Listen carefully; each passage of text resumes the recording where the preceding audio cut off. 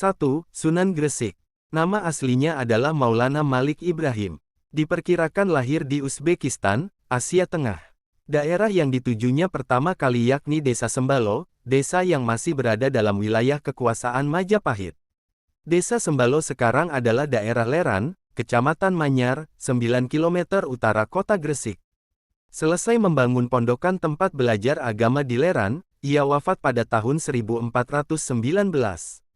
Makamnya terdapat di Kelurahan Gapuro Sukolilo, Kecamatan Gresik, Kabupaten Gresik, Jawa Timur. 2. Sunan Ampel. Semula bernama Raden Rahmat dan merupakan putra dari Syekh Maulana Malik Ibrahim. Sunan Ampel datang ke Pulau Jawa pada tahun 1443 bersama adiknya Sayyid Ali Murtado. Nama Ampel diambil dari daerah bernama Ampel Denta, daerah rawa yang dihadiahkan Raja Majapahit kepadanya. Di tempat inilah, ia memulai aktivitasnya mendirikan pesantren Ampel Denta, dekat dengan Surabaya. Ia wafat pada tahun 1491 dan dimakamkan di sebelah barat Masjid Ampel, Surabaya.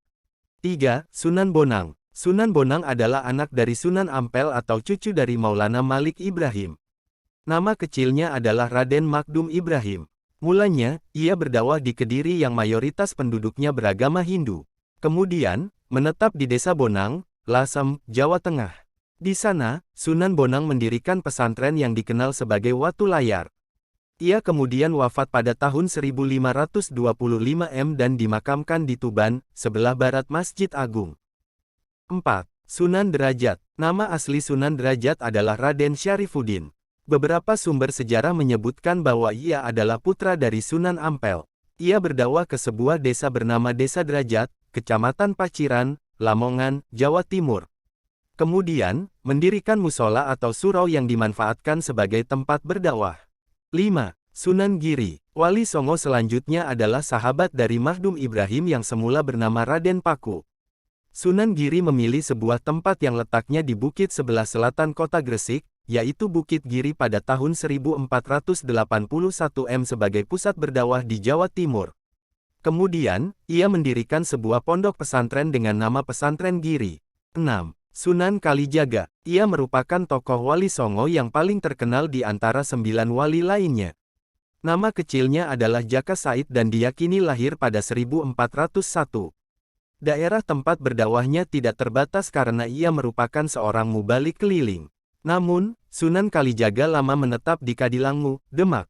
Di sana, ia berperan aktif dalam pendirian Masjid Agung Demak dan menentukan kiblat agar sesuai dengan arah Ka'bah.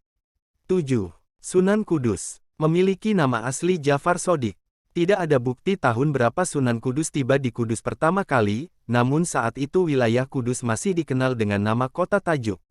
Saat itu, Kudus masih didominasi oleh penganut agama Hindu dan Buddha. Sebab itulah, Sunan Kudus menerapkan strategi dakwah dengan menghargai adat istiadat yang lama dianut warga sekitar. Bentuk masjid yang dibangun juga tidak berbeda jauh bentuknya dari candi milik orang Hindu.